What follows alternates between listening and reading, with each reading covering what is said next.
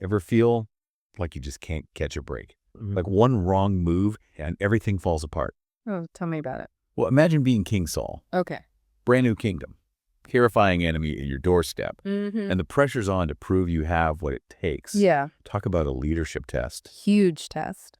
Today we're diving into the book of 1 Samuel, chapters 13 through 15, Okay. to unpack Saul's story. Right. This is a king handpicked by God who somehow manages to lose it all.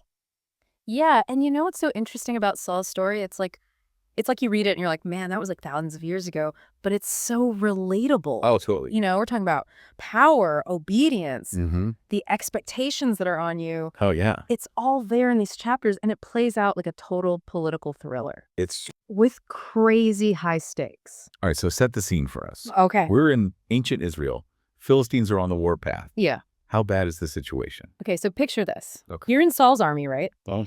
You look out at these Philistine forces, Mhm. and the text, it actually describes them Okay. as being as numerous as sand on the seashore. Wow. 1 Samuel 13.5. Okay. And it's like this visceral feeling, right? You're totally outnumbered, Yeah. completely overwhelmed. You'd be terrified. You can just feel like the fear. You know? Absolutely. You're the new leader Right. trying to rally everybody. Yeah, you're trying to be, we got this. Yeah, and you're facing what seems like an unstoppable force. Yeah, talk about pressure. No pressure. Yeah. So what happens next? Okay, so this is where it gets really interesting. Saul is supposed to wait for Samuel, the prophet, to come and make a sacrifice to God before they go into battle. Okay. So this isn't just some like religious thing to do. Right. This is about trusting God, Okay. trusting his timing, his plan. It's like waiting for backup from the ultimate power source. Right. Exactly. You'd think Saul would get that. You would think. Yeah. But this is classic Saul. What does he do? He cracks under pressure Oh, no. and he offers the sacrifice himself. He jumps the gun. He jumps the gun. Wow. And look, it might seem like a small thing, Okay. but it sets off this chain reaction Okay. that ultimately, I mean, it costs him everything. Wait, what? Yeah. How does offering a sacrifice a little early lead to losing your entire kingdom? Right. That seems extreme. It seems extreme, but it's not really about the act itself. Yeah. It's what it represents. Okay, so what's going on in Saul's head? It's like he's saying, God, you know, I got this. Like, I don't need to wait for you to, like, tell me what to do. It's going rogue. Totally going rogue. Alarm bells are going off like, uh-oh. For sure. For Yeah. sure. And when Samuel shows up, Yeah. oh, man, What does he say? it's not good. Hmm. He's not happy. Yeah. Your kingdom shall not endure. Wow. Heavy words. 1 Samuel 13.14, Yeah. 13.1 from from. celebrated leader to a kingdom on the rook. Right. And it all starts with this one impulsive act. And it makes you think, right? It's not about like messing up a ritual or something. It's about something way deeper. Yeah. It's about obedience. Yeah. Trusting in like a power greater than yourself. Hmm. And that is a lesson that we need to hear today. That is a timeless lesson. It's timeless. It's like, it doesn't matter who you are, Yeah. what you're doing. Like, that is a principle for life. Makes you think, what could have happened if Saul had just taken a breath, I know, right? chilled out for a second? Just like, okay, I'm going to wait for a second. Yeah. But then what kind of story would that be? That's true. That's And trust me, okay. this is just the beginning. Oh, no. Saul's about to find himself in even more like compromising situations Okay. that really test his leadership, his faith. All right. We'll be right back to find out what happens next. Okay, so Saul's already made one major mistake. Yeah. He's in the doghouse with God, to say the least. But now we've got a new character entering the scene. Okay. Jonathan, Saul's son. Right. He's like the anti-Saul, wouldn't you say? Totally. Yeah. Jonathan, he's like the embodiment of all the things that Saul seems to be missing, right? Yeah. He's got the courage, he's got the faith. And, you know, while Saul's busy, like freaking out about his mistake, Jonathan's like, okay, I see an opening here. Yeah, he's not letting fear paralyze him at all. No way. We're talking about that crazy raid on the Philistine camp Oh, yeah. Talk about a bold where move. Jonathan and his armor bearer basically just decide to go for it. Yeah. They're like, you know what? We got this. They're totally outnumbered. Outnumbered, outgunned. Out of their minds. It's like, imagine, right, you're Jonathan, you're looking out at this massive Philistine army, I'd be terrified. the same one that like sent your dad and all his troops running for the hills. And you're like, you know what?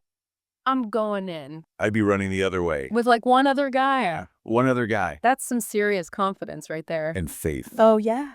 Perhaps the Lord will work for us, because the Lord is not limited to saving by many or by few. That's right. 1 Samuel 14:6. Talk about knowing who your backup is. That's amazing. And you know what's even more amazing? His armor bearer is totally on board. Really? He doesn't even bat an eye. No, he's like, yeah, let's do it. If you think God's in it, I'm in it. Wow, what a team. It's like this incredible testament, right? To like the power of faith, Totally. when you've got that shared belief. And it's also this reminder that sometimes the greatest victories, they come from the most unexpected places. It's true. So they pull off this incredible upset. Crazy, right? Philistines are in total chaos. I don't know what hit him. You'd think Saul would be ecstatic, right? You would think. But, of course, Saul does what Saul does. Uh-oh, what did he do? Makes another mistake. Classic Saul. It's almost comical Every time. how he just seems to sabotage himself. Right. So what happens? He makes this rash oath in the heat of battle. Oh, no. What did he say? Cursed be the man who eats food until evening, before I've taken vengeance on my enemies. Oh, boy, there he goes again, putting his foot in his mouth. Right. And you could just see it coming a mile away. Yeah. Jonathan, bless his heart. What'd he do? He's just come from this amazing feat of courage and strength. He's the hero of the hour. He's exhausted. Dips his staff in some honey for a little energy boost. Oh, no. And boom. He's cursed. Technically cursed. That's rough. And, it's like, What are the chances? it's just this perfect example of... I know. It's like the irony is not lost here. The irony is thick. It's like you can't make this stuff up. And it really gets to the heart of what we were talking about before. Yeah, about obedience. Exactly, Jonathan. He's not trying to be disobedient, Right. He's just so focused on doing what he believes is right, what God wants him to do in that moment. Yeah, trusting God. Exactly. And Saul, he's so caught up in the rules and being seen as righteous that he almost throws away this incredible victory. Over a little honey. A little honey, and it really makes you think. It does. Like, how often do we get so caught up in doing things the right way that we miss the bigger picture? All the time. Right. Like, we're so busy following the letter of the law that we forget about the spirit of it. It's so easy to get caught up in the details. It is. It is. And, we're not done with Saul's story yet. Oh, no, there's more. Oh, yeah. There's one final test, one final challenge that will determine his legacy. Oh, boy, I have a bad feeling about that. So, we've seen Saul make some pretty big mistakes. Understatement of the year. Right. Yeah. Disobeyed God, let power go to his head. Mm-hmm. You got to wonder, is there any coming back from this? Well, that's the million-dollar question going into 1 Samuel 15. Okay. This is the final exam. Okay. This is the test that's going to determine Saul's whole legacy. Stakes are high. Stakes couldn't be higher. What's God asking of Saul this time? This time it's about the Amalekites. Okay. God gives Saul very clear, very direct orders, like brutal command, destroy them. Completely. Completely. Everyone, everything, livestock, nothing spared. This is intense. Intense is an understatement. Yeah. And I know. Yeah, to our modern ears, that is. It's hard. It's tough to hear. Yeah, and rightfully so. It's a really difficult concept to wrap your mind around. Yeah. But we have to remember, try to put ourselves in the shoes of the ancient Israelites. Okay. The Amalekites weren't just like a minor nuisance. They were like their worst enemy. A genuine threat. A threat. They were vicious. They were brutal. Yeah. And so this command for them, it wasn't just about vengeance. It was about obedience. It was about trusting that God knew what he was doing. Right. Even if they didn't understand. Yeah. But here's the thing. Oh, boy. Even knowing all this is like the test of all tests. Yeah. Saul still can't help himself. He just can't help him. He can't do it. Oh, Saul. I know, right? You can practically set your watch by his ability to mess things up. It's like clockwork at this point. What does he do this time? Okay, so he almost nails it. Okay. Leads the army. They defeat the Amalekites, just like God said. Okay. But then That word makes me nervous. he hesitates.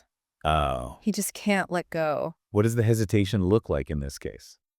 Well, instead of total obedience, he starts making little compromises here and there. Uh-oh. Compromises with God, never a good idea. Never a good look, right? So he spares Agag, the king. Okay. And then he's like, oh, but I'm going to take the best livestock and offer them as sacrifices to God. Oh, so he's trying to spin it. 100%. He's trying to make it look like, no, I'm still good. I'm still pious. But Samuel's not buying it. Not for a second. Right. Samuel's like, bro, I see right through you. Yeah. What does he say? And he delivers this line. It's like the mic drop to end all mic drops. Yeah. To obey is better than sacrifice.